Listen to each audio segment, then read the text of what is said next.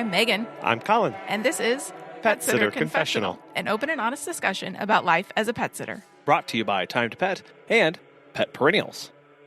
What does it mean to run a pet concierge-style dog walking and pet sitting service? And how do we do that while also maintaining healthy boundaries? Kathryn Burge, owner of Lake Oswego Petsitting, joins us today to talk about her 9 years in the industry, why it's so important to go above and beyond for her clients, and all while maintaining those healthy boundaries. Let's get started. Oh, hi. Well, thanks for having me, of course. I started my business about 9 years ago, so I'm celebrating 9 years this September. And can't believe it, right? You know, time just goes by. So I started the business. The name was Cat Runs Dog. Okay. And so I launched it with a big poster at a dog event. It was like a dog running event. And about 2 months later, I changed the business to Lake Oswego Petsitting. So what I discovered was that there was a need for pet sitting. And, I of course could still do my dog running, intertwine into that. So I did a name change, which was very interesting. So what happened and how I started the business was I started volunteering at Oregon Humane Society, walking the dogs. And they had also a program where you could volunteer your time to just sit in the kennels. And so what I did is I just sat in the kennels with these dogs. I had thought about starting a business, right? But I was really wanting to make sure, is this really for me? To really be with different types of dogs that were, troubled and very sad dogs. So it was interesting. That was when it really resonated with me that this is what I should be doing. I worked in advertising, and a lot of us would, fantasize kind of about what business we would start if we could start a business. I remember good friends of mine talking about this, usually pretty creative people that I was with. And pet sitting, dog walking wasn't on my radar, but I was always thinking and trying to decide if I could start a business, what would that be? And I think it was because we're working with new businesses every day in the work that I was doing. I worked for the Yellow Pages, just if one was curious what kind of advertising, which of course is no longer, the big yellow phone book. So lots of people are too young to even know, right? So I'm dating myself there. And then I ended up having 3 kids, super proud of that, and stopped that career after the 3rd child. And so, I ended up, I think as a lot of people do, trying to figure out how you can maximize your time with your family and still have, something in your life that's hopefully generating revenue and doesn't get, you can have a work-life balance. So I was able to succeed with that over these past 9 years.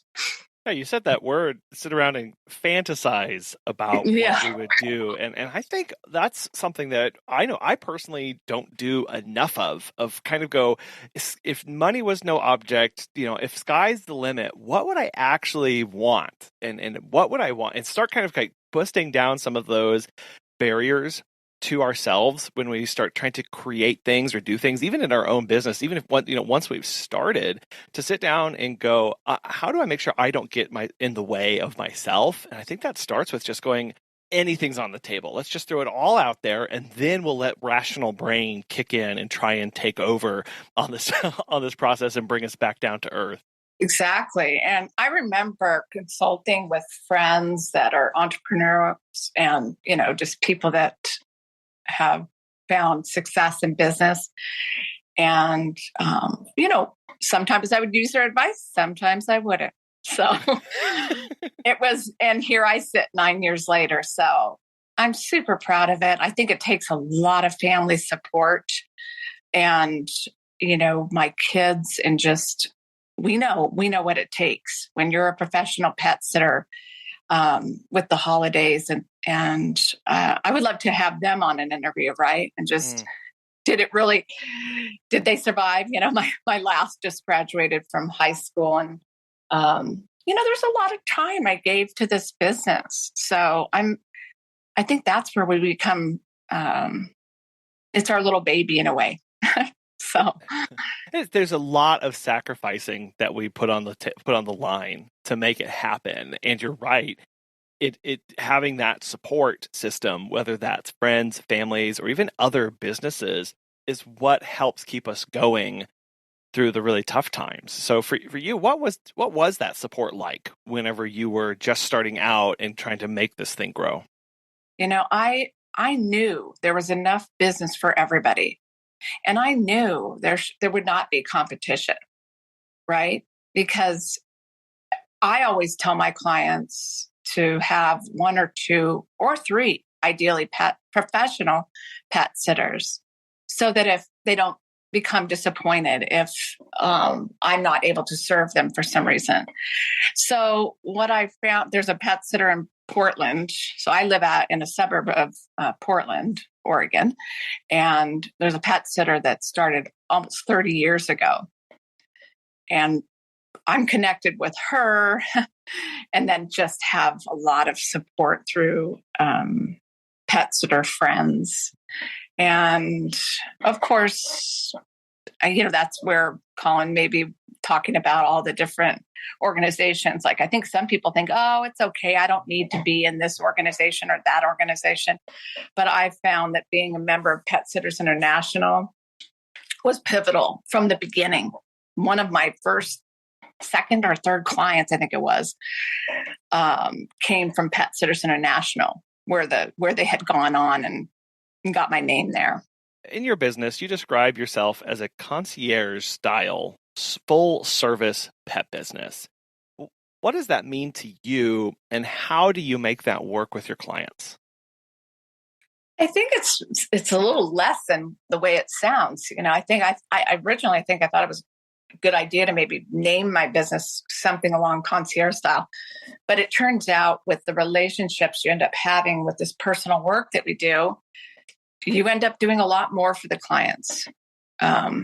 If you want, right? I've had some very close clients that have me help them when they have surgeries, and it's not just the pets, but on just the level related to the pets, it's just taking them to the vet. Very often I'm doing that, and the groomer, those types of things. Really investing in that person's lifestyle with their pet. You said we build relationships through personal work. And that's something I keep thinking about so often, is that this is personal work. There are people involved at a personal level that we get connected with, and they have fears, anxieties, they have things that they need help with, and sometimes they don't know who else to turn to. And through that relationship, and I do appreciate that you added, you can do these extra things if you want to, right? Like, if that is something that you feel you need to do, you can, but it's not a requirement of this kind of job. Now, through all of that, you mentioned you've been a mom to three kids. You've raised them, and you have dogs and cats, and you are running your business. How do you find and strike, I guess, a balance or a more understanding between everything that pulls on you in any given day? That's a tough one. So for me, being that I'm solo and don't have employees, which certainly I've thought about, which would take the load off of, right, my day if I was to hire. But what I've done is just really looked at how was my work-life balance when I had 13 or 15 or 17 visits a day. Did I have a work-life balance? No. It's impossible. It was, for me, impossible to have a work-life balance with that many visits. So I've kind of gone down that road where what's the perfect sweet spot for me, and making sure that I don't, go over those amount of visits. I just found again, it was impossible to have a good work-life balance if I'm gone from 6 a.m. till 11 p.m. It's not going to happen. Yeah, exactly. And the first step of that sounds like being aware that more of a balance is something that you want, right? I think we can get so focused on the work in front of us that we end up forgetting everything else around us, and we kind of push that off to the side. That we feel like we can't say yes to these other stuff because of the business. But I think really empowering ourselves to take a step back and go, actually, no, I don't have to work like that if I don't want to. Right. And I think it took, I'm serious, 9 years for me to realize that. Wow. It wasn't the pandemic that taught me that. It was just the amount of time I've invested in the work and just, realizing you just cannot take care of yourself if you're gone in your car all day. Personally, I can't. I know other people may have other best practices that they do while they're in their car or going from visit to visit to visit to visit. But I just couldn't find that sweet spot unless I, really cut back, basically. Have you heard of Time to Pet? Susan, the pet gal, has this to say. Time to Pet has helped us grow exponentially. We believe the platform's features make us by far more professional than other companies who use conventional dashboards. They are the software gurus constantly developing and improving the platform based on user feedback. This decision was a good one. If you are looking for new pet sitting software, give Time to Pet a try. Listeners of our show can save 50% off your first 3 months by visiting timetopet.com/confessional. Well, now you mentioned spending time in the car. I think that is definitely an aspect of becoming a dog walker or pet sitter that I don't hear many people really talking about at all, of just like the immense amount of drive time. Because I know some people love to drive, some people they don't mind it at all. What does drive time do for you in your day? Are you one of those people who gets motivated by it, or does it really drag you down? Well, I live in a small town, so all of us pet sitters always have a maximum amount, distance that we're willing to drive. I think it's critical. I know the coaches talk about that. It's very important. So I'll have a special client that I'm going to drive 15 minutes to their home. And I don't charge more, but I'm not doing any other clients that are 15 minutes away. Wow. 5 minutes, 10 minutes. So it just, it's tough. And that I have one of my best pet sitting friends. She walks to all of her clients. So, and I don't think all of them, but she'd prefer to. Yeah. So now it's tough. How do you stick to that? Because I know we have our service radius is something like 6 miles. So it's a little bit wider than a 15-minute easy drive from client to client. How do you stick to that? Right, because I still have, after all these years, I look at somebody and they say, I pull up the map and it says 6.1 miles. And I'm so tempted every time to say yes. I think I'd like to even answer, and I apologize that I'm not always answering entirely your question, because do we like being in the car? I listen to the spa station or your podcast or something to make that time a little more interesting. I tend to honestly turn towards that spa station so I can just pretend that I'm maybe just doing something really relaxing. And it seems to help. It seems to really help. But just how do I limit it? Like you, I pull up that map. That's one of the first things, is I need to understand, are they in the city? I say, do you live in Lake Oswego? And if they say, no, I live in, this town 15, 20 minutes away, I said, I'm so sorry, I cannot service you.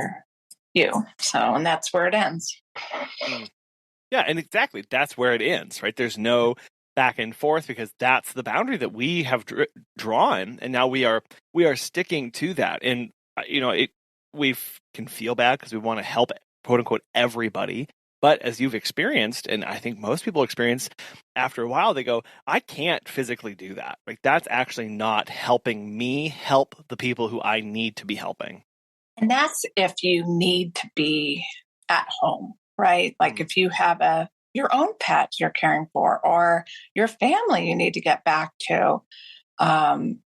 It's just your time, and just making sure that you're calculating that time. And when you accept a client. Yeah, and really understanding everything that's entitled to that commitment to that client of, I feel bad that they have nobody, or their previous sitter canceled on them last minute, and I feel bad that they're not going to be able to do this.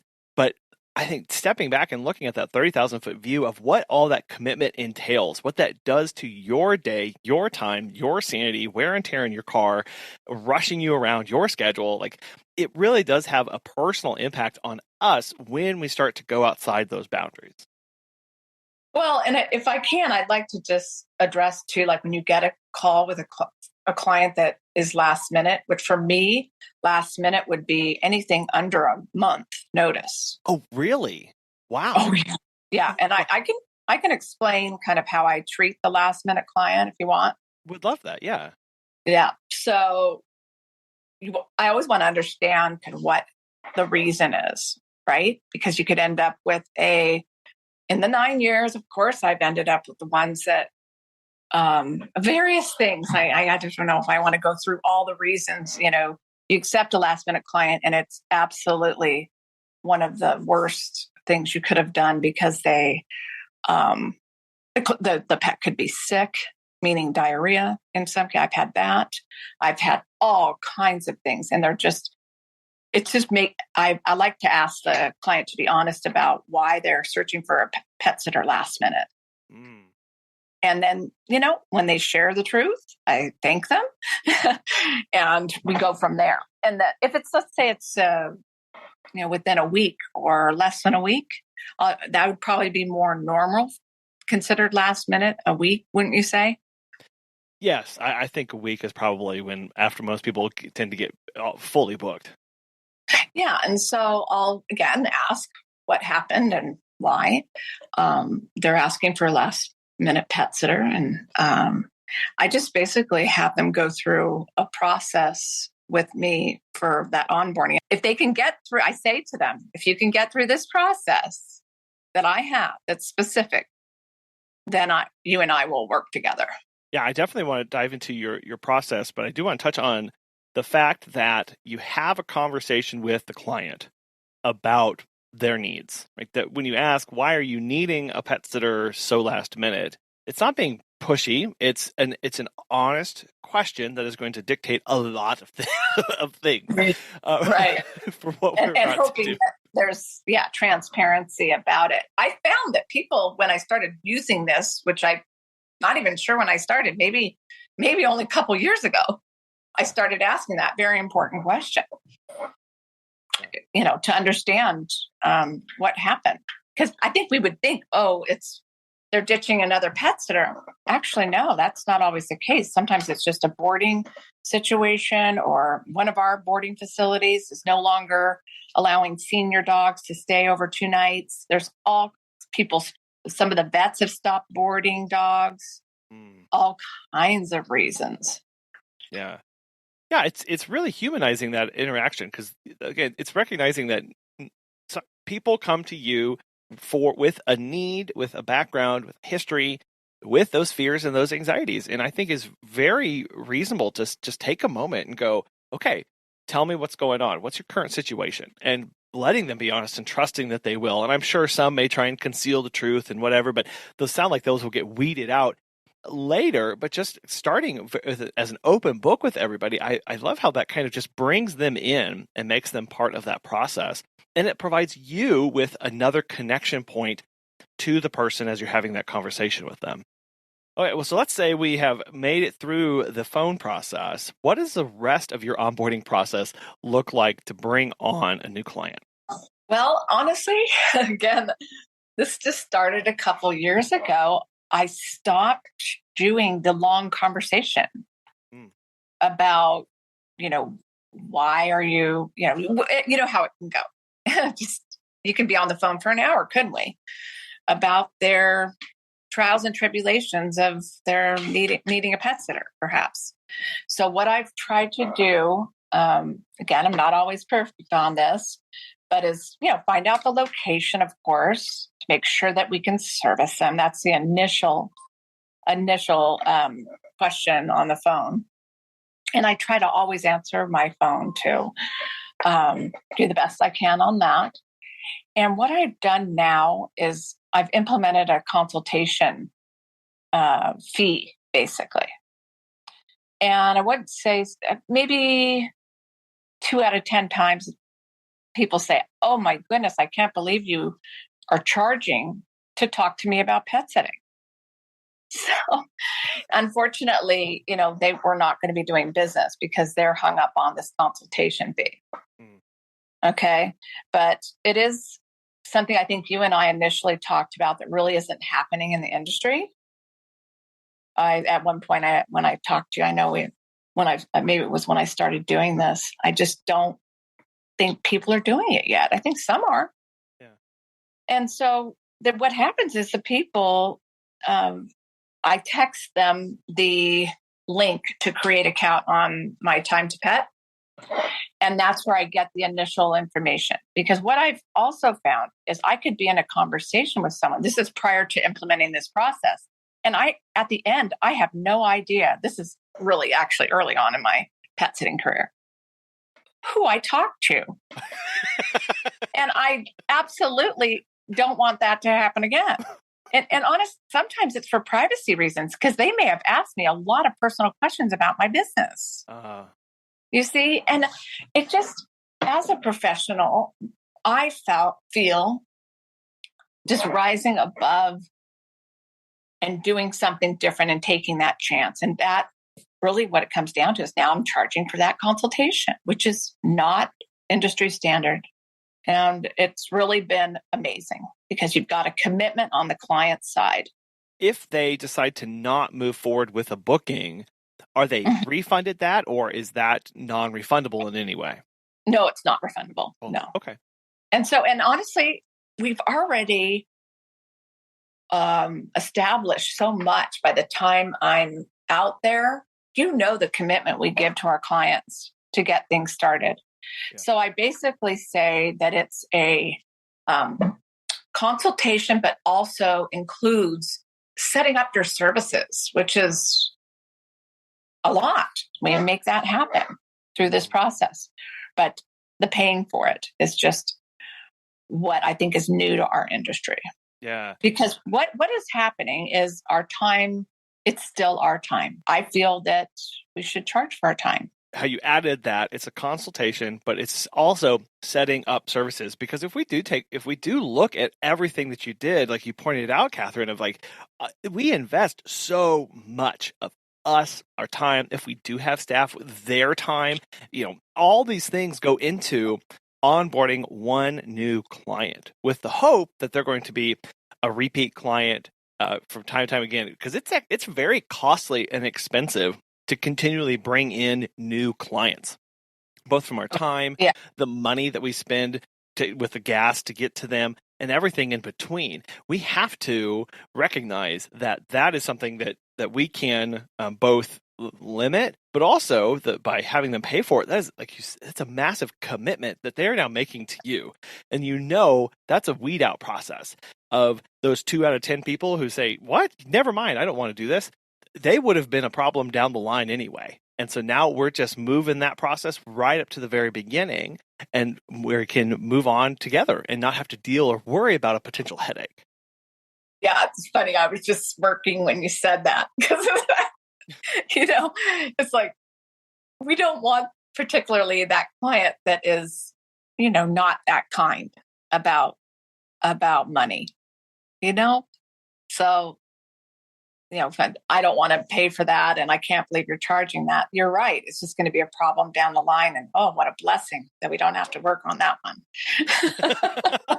So I will add, though, people have thanked me for doing that consultation setup fee, because it makes them feel more comfortable that they're able to take time with, and knowing that I'm paid for my time. It's really interesting, just the psychology of it, I guess, because you're there and you've done all this forefront work to set up the client with your contracts and your information, and making sure you have all the vet information. It's just, like you said, it's quite a process. And once we raise that bar on showing that we're a true professional because of this process, how we onboard them. You mentioned that, and I had a flash of a memory of a client recently. So we currently do not charge the fee to set up for the consult, but it is something that we are seriously considering and starting to implement. But we have had people who have insisted on paying us before we left. And we recently had a lady that we met with that, she started to reach for her purse and said, well, I'm paying you for this. And I said, oh, no, please don't. This is totally free. And she said, it wasn't free. You're here. I know that costs money. Here's your rate. And I was like, nice. I was like, what? And so while you were saying that, of like, people have thanked you for implementing this, I had that flash in memory of that lady who, she got it. Like, she recognized what all was going into this. And I just can see how, while implementing the consultation fee can be scary, because as business owners, small business owners, it is scary anytime we raise rates or charge for something new or do something that we feel like is going to put off more clients. But it comes back to that balance that we want and need in our life of, I can't keep giving certain things away for free and still be able to run this business. At the end of the day, I do need commitment and compensation from my clients in order for me to operate. And it's those two things, commitment and compensation, that we tend to struggle with a lot as business owners. And we do need to find ways to increase both of those so that our business can be here tomorrow, the next day, and however long we choose to be here. Okay, that's a good segue. Do you want to hear what else I do then to get that commitment and compensation? Absolutely. It's fun. I love that this is a confessional, and it's like, okay, I'll tell my secrets. So what I think it was about, this would have been more like 5 years ago that I implemented this and have never looked back. So I asked for, and like, I'm not the only one doing this, obviously. I'm certain I got the idea from another amazing professional pet sitter, obviously, right? So, and got the confidence that we need, like you said, to be able to implement something and stand true. So I do require, by the time I start the pet sitting job, I require 100% payment. And some of that has to do with not the follow-up that you would end up having to do to get payment after a job is done. Some of it, I just thought, this will be more streamlined, and I'm just more comfortable with this. And that's been great. Yeah. Again, there's all these practices and things that people typically do in their businesses and go, okay, well, we'll book, invoice them after the service, and then you're always running. It's just for me, likewise, we looked at the way we wanted to operate and looked at the headache that we were trying to avoid, and very much agreed, Kathryn, of going, how can we limit the stress and strain on ourselves to this? And I think that's where it started for us. Because prior to that, we had never had any issue of clients late payment or no payment or chasing payment. We had no issue with that. But what we recognized was it was a pain to be going backwards all the time. And instead, this is going, nope. And then it's a peace of mind on yourself because now you're not worrying. Is this the time I don't get paid? I'm doing this work, quote unquote, for free because they haven't paid me yet. I'm worried. What if they don't want to pay me at the end of this? Everything's all taken care of and it's done, and you never have to bother them again about it. And I think it's a much more seamless process.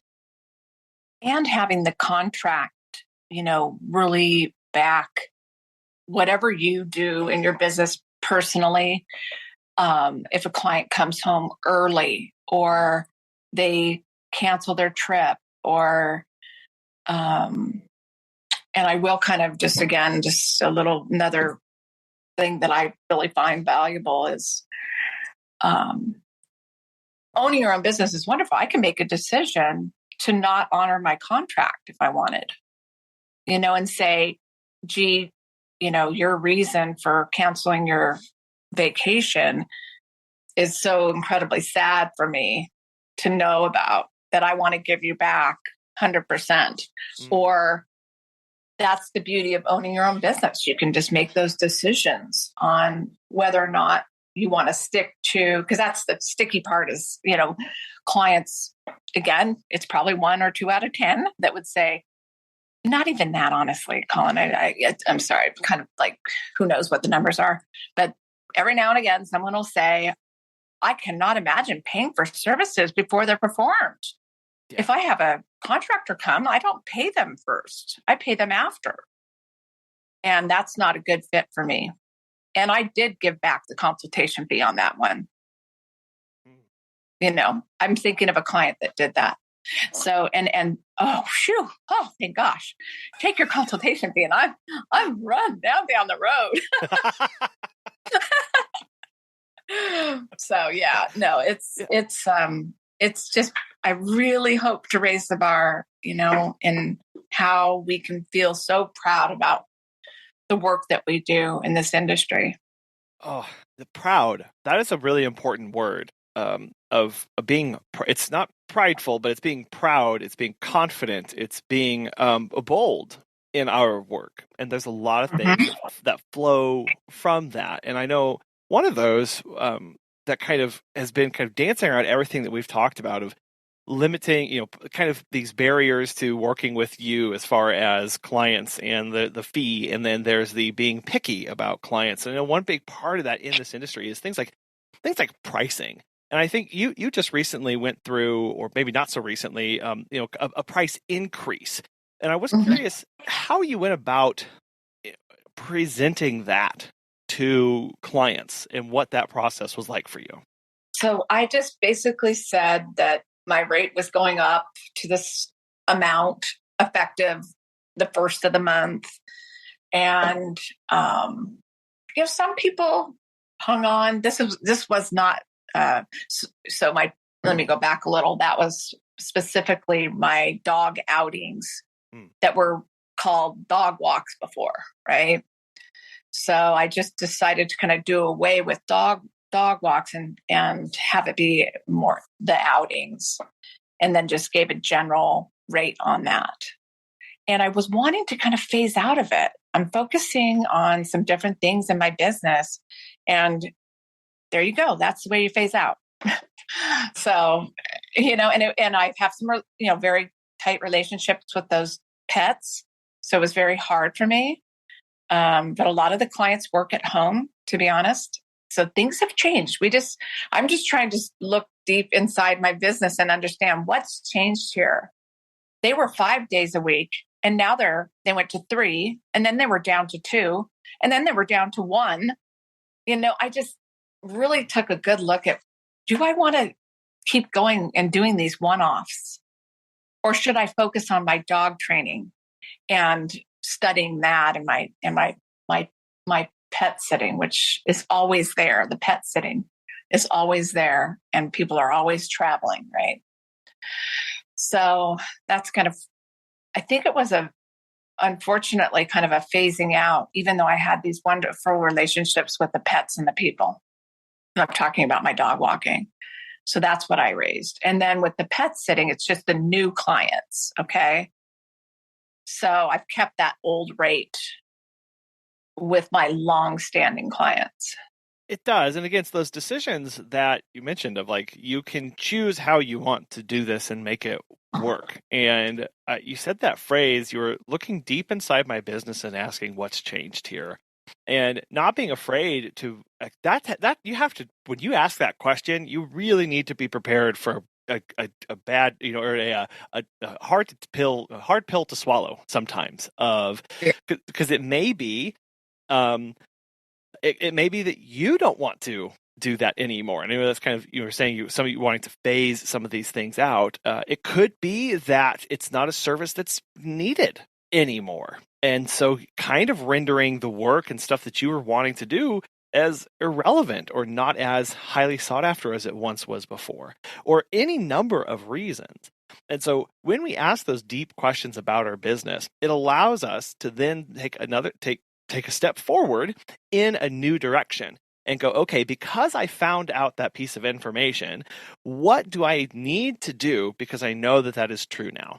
And for you, it was, well, the next step for this is prices are going to go up because that is going to meet all these different needs as my business changes. Yeah, I know. And people I see and in our work, they'll do $1 increase or $2. And I just think we can't, it's hard to put the finger on, like, the dreaded gas prices, or just valuing our time and what's that worth and what we've invested into the education that we have to perform this work. Mm-hmm. Yeah, I had recent reason to be being towed in our car, and I was talking with the driver, and he recently started his own tow company. And one of the things that I was asking him about, I said, so why'd you start that? He said, well, I've got this history in it. And my dad used to do it and I want to do it, but I want to do it better. And he said, I have the highest prices in town. And I was like, good for you. And he said, well, I just truly believe that professionalism costs. And if we want to be better and different, again, this is coming from a tow truck service. He was saying, I want to be better and different. And I want to be able to provide services that nobody else can provide. And that means I have to raise my rates. And I was just thinking of like how true that is in pet care and pet services, and what we can do, the amount of training, the amount of thought process and care and dedication and sleepless nights that go into pulling off perfectly executed dog walks and drop-ins day after day. That costs. That there is a cost behind that, and that we don't fully recognize that most days. I'm in Pet Sitters International, like I mentioned. I love that it's a worldwide organization, and I'm going to the conference at the end of the month, so I'm super excited about that. In 9 years, I've never gone, and the reason why is because I'm always swamped with work. Okay. I never could block off that time. And when I did the virtual conference last year, the amount of information and how they run that conference, oh my goodness, so well done that I was not going to miss that this year.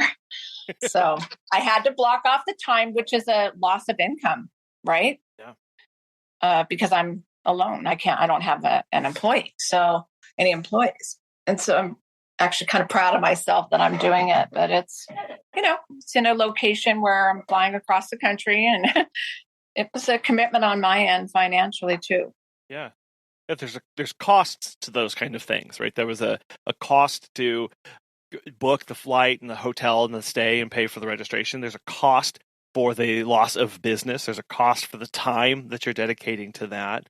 But there's a recognition that the benefits outweigh that at the end of the day, and knowing that it's good for you to do that. And so whether it's going to a conference, whether it's downloading an Audible book and listening to a book while you're doing the drives, or when you're at home, investing in your education that way, or other additional courses, we recognize that all of these things have costs, and many times those wind up with us saying, oh, I can't do that right now. I can't commit to that. But eventually we find the point where, oh, I need to do that, or it's worth it. I recognize where that value is. And so we make that jump, and we are better for it.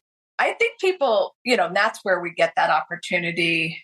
If somebody has an objection to our rate or the consultation fee or payment up front or, on and on. And my marketing and advertising background could come into play, when you get those types of objections, like why this, why that, really, I'm proud to be able to say, I'm a certified professional pet sitter, through Pet Sitters International. And, I'm invest every day in, studying things about this industry and going to that conference. I'm not sure how I'm going to let clients know the reason why I blocked off that time, right? But I plan on letting them know this is what I did. I'm so proud, because it's 2 full days of you're just getting all the different speakers regarding various things that are so pointed to our industry and up to date, right? So it's exciting. You already know that Pet Perennials makes it easy for pet sitters to send sympathy and other milestone gifts. But did you know they've designed a new line of car air fresheners? They integrate long-lasting, car-filling scents with adorable animal designs and clever expressions to give you a little inspiration while you drive. And they're always releasing new designs, so there's something new. They've sent Megan and I a set of these, and we absolutely love them. I was just in our car smelling them today, and they're still going. I got the cat Your Perfect design, and Megan has the hamster Enjoy the Little Things. And our kids absolutely adore them and still do. The air fresheners make great client gifts, too. Send one to new clients, a birthday, or holiday, and you can actually order a case of your favorite designs for $1.95, or have Pet Perennials send it as a gift package to your client with that handwritten card and gift wrapped for $12.75, and that does include shipping. Check them out at petperennials.com and be sure to register for that free business gift service account to unlock that all-inclusive, discounted gift package prices and to access the wholesale catalog. Remember, you only pay when you order. Now, I know that in addition to the dog outings and the pet sitting that you do, you also provide and have started getting into more training services. And so I did want to kind of explain why you feel like that's a direction you need to be going right now and what those services look like. Oh, thank you for asking about that. It's a passion for sure. I think early on, being in the kennels at Oregon Humane Society, with dogs that sometimes aren't friendly, right? Or have all these issues. It's just something that I'm very passionate about and helping clients in a different way that I hope than what maybe the next trainer does. I had someone ask me at the bank today, actually. He said, Kathryn, can I ask you about my dog? And I said, sure. And he said, what's your process? And I said, I don't do packages. I do a fee for the consultation, which will include, finding out what the issues are ahead, and then coming out to your home, and then some support afterwards. So that's the initial. Typically, it'll take 1 or 2 or 3 sessions. I just do it differently. I don't do, 10 sessions, and I'm sure we'll get your behavior issue under control. I just kind of basically have them pay as we go. And I found that has been really great and also, maybe they want to try a different trainer and they're not stuck with 10 sessions, right? That they've already paid for. So, and I have a lot of network, people in my network that do other types of training that I'll refer to. I think it's very specific. So I definitely have specialized in reactivity and just helping clients get through reactivities on walks. And anyway, at the bank, I showed the guy 3 things for free just to be nice. So, he was super appreciative. Well, why reactivity, and what has that process been like for you transitioning into kind of putting more of a trainer hat on as opposed to dog walking and pet sitting? I think just when I went, doing the dog walking starting 9 years ago, I realized that's I wasn't a general dog walker. I was able to work with the bull mastiffs and the, really large breed dogs. And somehow you gain that strength, I think, that it takes to handle those types of dogs. That other people just simply could not handle. So I'm not sure about you, Colin, since you've been, or how much you're doing with the walking, but your legs become like blocks. I mean, they're, they're like just, and with that comes the ability to handle, larger breed dogs. Currently, I'm not really doing the larger breeds as much as just, in these initial consultations where I just work with people on what their issues are within their home. And a lot of it's can be done virtually, which I'm not doing yet, but just over the phone, telling them how to handle different behavioral issues that they're having. Well, there is such a need for that, and to focus on these things that are true quality of life impacts to the owner, their ability to live a life with their dog that will prevent them from possibly surrendering them or taking them to a shelter because they can't get over these things, this reactivity on the leash or around dogs or other people in their homes. It is such a needed service. So where are you going for additional education and training for that? Or is that something that you've just been able to develop over the years and are now actually kind of honing in on as an offer for your clients? I actually paid for the CPDT training, which I do think is one of the better ways to get the designation for dog training. Yeah. And there's actually a Facebook group that goes through questions, getting people ready for the tests. And it's amazing, right?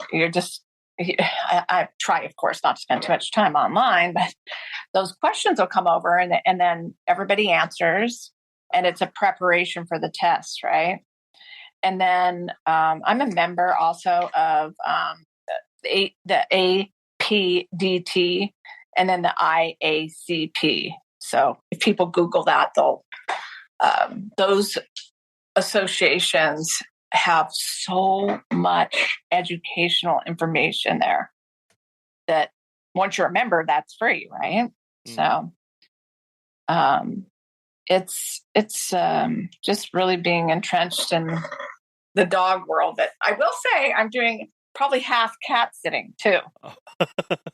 So, and I love that, the insulin that somebody asked me at the bank, and I couldn't believe today. I just went to the bank, got all these people walking up, which, you don't have to network sometimes, right? Networking if you come comes in with, to you. Well, if you come in with a friend, I had my French Bulldog, which I adopted. I had him. He'll always attract everybody. And I adopted him just 3 or 4 months ago. And then I was with a Gordon Setter, which they're just absolutely gorgeous. And so everybody was coming up. Then they said, do you do cats? Do you do insulin shots? And so I really love that I've diversified and it can help many people when it comes to the pet sitting, right? I think we're all trying to expand our just our services that we offer. I'm doing this coming weekend's Labor Day weekend. I'm doing a gecko and a hamster. Well, and sometimes we might not have previous experience or prior knowledge about how to handle those. It's that we, as the professionals, get to take the time to learn about them. I know an example for us was several months ago, we had somebody reach out to us, and she has 3 mini potbelly pigs that live in her house. 3 of them. There was a Chester, Charlie, and Chief. We had never cared for pigs before at all. But we came in, we had done a bunch of reading and searching before we showed up, so we knew what to, good questions to ask. We took way more extensive notes than we probably would have for normally, for a dog and cat visit. And then we actually typed up a big care sheet and sent it out back to her for her to review and had her fill out her profile with more information, and really just was able to take the time to learn about that specific care. And it is exciting because we get to do that. That's a word that I embrace more and more. I get to spend 3 hours watching YouTube videos and reading veterinary forums about potbelly pigs. Like that's something I can enjoy to do and to share that back. And now we have that knowledge. It's made us better and it's made our staff better. And we get to do that again and again now that we have that. Right. I know the gecko. I forgot about the light. You know, he was talking to me about changing the light. So you're going to change this light for this gecko. Yeah. Which is wonderful. And then the hamster is an escape artist. So, I've got that to look forward to. That client actually has a rabbit as well that bites. So, let's think about that rate we were talking about. Okay. Yeah. Okay. Let's just think about that. That's another thing. When I was talking with the tow truck operator, he was like, he said, I told him what we charged, and he was like, you don't charge nearly enough. There's no way I do what you do for that amount. Colin, that's great. And this is a guy who stands out the side of a road, with cars and trucks passing him at 75 miles an hour, all hours of the day, pulling cars out of ditches, bogs, all sorts of stuff. And he was like, no way I'd do what you would do. I know. It's like doing what we do, but let's also count that drive time, that beautiful drive on the way there, and however long that takes if there's construction all over the small city that you are working in. And it takes 4 times as long to get to the client, Kathryn, I really want to thank you so much for coming on the show today, for giving us some insight into how we can be better, how we can, and encouraging us to get those commitments from our clients so that we can be compensated well for what we are doing and to embrace that side of us and to try new things. Because I think that as a business owner is really important, that we never stop trying new things. But I know that there's a lot from your past and from how you're operating that we haven't gotten to touch on in this conversation. So how can people get connected with you, reach out to you, and start asking you some questions? So my website is the www.lo, which is the city. I live in Lake Oswego, so it's www.lopetsitting.com. And then my Instagram is my name, which is Kathryn, and then it's an _Burge. That's my Instagram. And my business Instagram, I have not been doing. So by the time this airs, my goal would be to have, not an embarrassing amount of followers, try to get that going. Actually, it's funny how we can focus on our business and not do all the other things. And I've learned that on this podcast. It's almost like, how could someone not do all of that in the forefront, right? Get all your things perfect and then do your business. But I'm kind of the other way. I've been chasing it a bit. It is a process. That's true. And it gets back to balance and knowing where our priorities lie at that time, right? Priorities change and we are able to invest kind of differentially as we have more or less opportunities in our days and our weeks. And I think that's just kind of recognizing when we have those opportunities that we do need to jump on them and take advantage of them when we can. I've really enjoyed our conversation, and I'm definitely going to be reaching out to you to touch on some more things because I know that you focus on a lot of other things as well, and love to have you back on the show. Well, I hope that anybody can call. I always put my phone number on these Facebook pages to give me a call, and I'm happy to talk to anybody about starting their pet sitting business. I'm doing a little bit of consulting on that, but that'll all be on my website. Perfect. Well, yeah, and I'll have links to those on the show notes and on the website with your phone number so people can get connected to you directly. Kathryn, again, this has been such a pleasure. Thank you so much. Thank you. Have a great day. When Kathryn looked at her business, she asked that serious question, what changed here? I think that's something we all need to do a little bit more of more frequently, is to look deep inside of our business, look at everything that's going on, and ask ourselves, what changed? It could be that our passion changed. It could be that the business itself has changed around us without us paying attention. This is why it's so critical to be tracking how your services are booked and where your revenue is coming per service.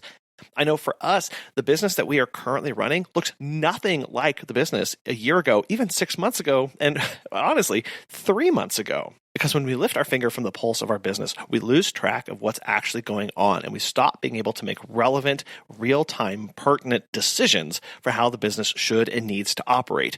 We get caught broadsided by things that come up that we thought were handled, but because we're running a different business now, are actually never been solved before. What has changed in your business? How do you stay in touch with things going on? Let us know. We want to thank today's sponsors, Time to Pet and Pet Perennials, for making today's show possible. And we really want to thank you so much for listening, for all that you do. And we wish you all the best. And we hope you have a wonderful rest of your week. We'll be back again soon.